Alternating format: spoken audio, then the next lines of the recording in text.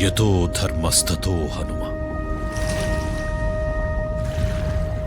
యతో హనుమస్తతో జయ.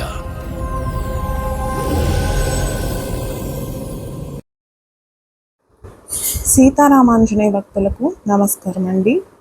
ఈరోజు మనం స్వామిని దర్శించుకోవడానికి నలజర్ల మండలంలోని రామన్నగూడెం అనే గ్రామానికి వచ్చామండి. ఇక్కడ స్వామిని దర్శించుకుందాం రండి. స్వామిని చూసారండి, పచ్చని చెట్ల మధ్యలో ఎంత బాగున్నారో అండి. ఇదొక అడవి ప్రాంతం అండి, అడవి ప్రాంతంలా ఉంటుంది అన్నమాట. ఎటు చూసినా పెద్ద పెద్ద చెట్లు. చూడండి స్వామిని, మన స్వామి చాలా నిండుగా అలంకరించారు. చాలా నిండుగా ఉన్నారండి స్వామి. యాక్చువల్గా అలంకరించక్కర్లేదు, అలంకరించకుండానే చాలా నిండుగా ఉన్నారు మన స్వామి. కొండను మోస్తున్న స్వామిలా పాదాలు చూడండి, నిజంగా కళ్ళకు అద్దుకోవాలనిపిస్తుంది కదండి చూడగానే. స్వామి చూడండి ఎంత బలం వస్తుందో అండి స్వామిని ఇలా ఇంత పెద్ద విగ్రహంగా చూస్తుంటే. ఎక్కడ లేని బలం, కొండంత ధైర్యం వస్తుంది కదండి. మన స్వామి కూడా ఇక్కడ కొండను మోస్తూ ఒక చేత్తో గద పట్టుకొని చాలా అంటే చాలా నిండుగా ఉన్నారండి. ఆ కలర్స్ కూడా స్వామికి చాలా సెటిల్డ్ కలర్స్ వేసి చాలా బాగున్నారు కదండి. మీకు కూడా అనిపించిందా? స్వామిని చూడగానే ఆనందంగా ఉండుంటుంది మీకు కూడా. ఇదండి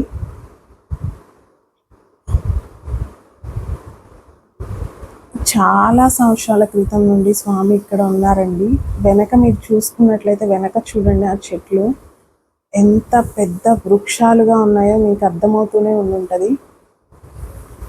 చూడండి స్వామిని చుట్టూ చూపిస్తాను చూడండి. ఇది వెనక చూడండి, ఆ వృక్షాలు చూస్తే ఎన్ని తరాల నుంచి ఉన్నాయో మీకు ఒక ఐడియా అయితే వచ్చే ఉంటుంది. మొత్తం ఇది ఒక అడవి ప్రాంతంలా ఉంటుందండి. చూస్తే మాత్రం ఇలా లోపలికి వెళ్ళే కొద్దీ ఇలా ఒక షెడ్లో సాయిబాబాని కానీ ఇతర దేవుళ్ళని కానీ ఇలా ప్రతిష్ఠించారనమాట.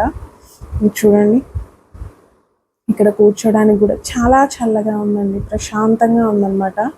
ఇక్కడ కూర్చోడానికి బల్లలు అవి వేశారు. ఇక్కడ పైన శివయ్యను కూడా ప్రతిష్ఠించారనమాట.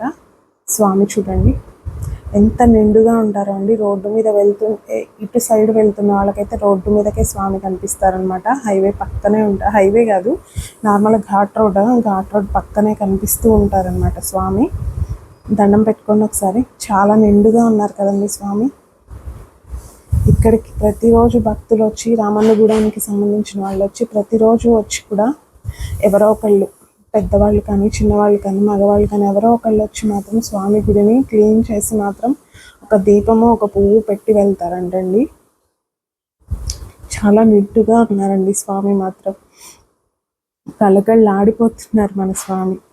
చెట్లు చూడండి, నిజంగా చాలా ఫ్రీజ్ అయినట్టు అనిపించిందండి. అక్కడికి వెళ్ళిన తర్వాత చాలా కూల్గా ఏంటో అక్కడే ఉండాలనిపించాయి ఆ పచ్చని వాతావరణంలో. నిజంగా ఇలాంటి ప్లేసెస్కి వెళ్ళి ఇలా స్వామి దగ్గర ఉండండి, మనకి టైము తెలియదండి. ఆ చుట్టూ ఉన్న ఆ అట్మాస్ఫియర్కి కానీ ఆ గ్రీనరీకి కానీ నిజంగా ఏదో ఎక్కడికో వేరే ప్లేస్కి వచ్చి ప్రశాంతంగా కూర్చున్నట్టు అనిపిస్తుంది. చాలా అంటే చాలా ప్రశాంతంగా ఉందండి. దగ్గరలో ఉన్న వాళ్ళైతే, రామన్నగూడెం దగ్గరలో ఉన్న వాళ్ళైతే వచ్చి ఒకసారి స్వామిని దర్శించుకోండి. ఈ చుట్టుపక్కల ఊరు వాళ్ళు కానీ దూర ప్రాంతాల నుంచి వచ్చేవాళ్ళు కానీ ఏదైనా వంట చేసుకొని వచ్చి ఇక్కడ కూర్చొని సరదాగా పచ్చని చెట్లలో కూర్చొని, అటు సైడు చాలా ప్లేస్ ఉందండి, కూర్చొని ప్రశాంతంగా భోజనాలు అవి చేసి ఈవినింగ్ వరకు ఈ పచ్చని ప్రదేశాల్లో తిరిగి సాయంత్రానికి ఇళ్ళకి వెళ్తారంట.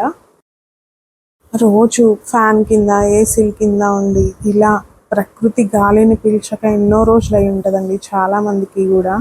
ఇలాంటి వాతావరణానికి వచ్చి నిజంగా కూడా ప్రాణం లేచొచ్చినట్లు ఉంటుందండి.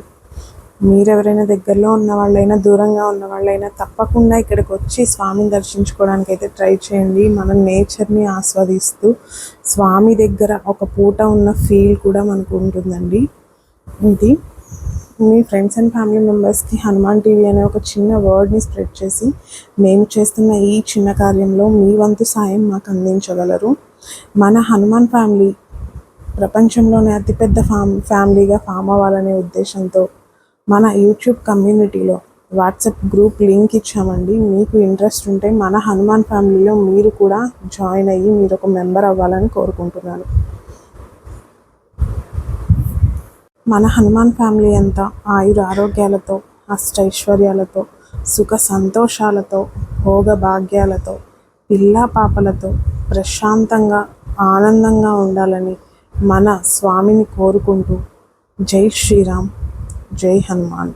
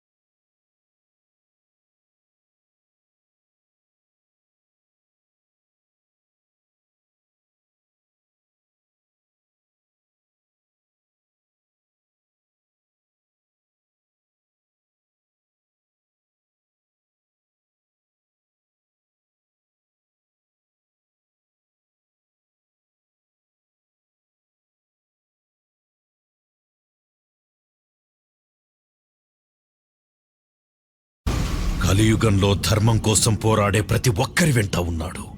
నీ వెంట ఉన్నాడు.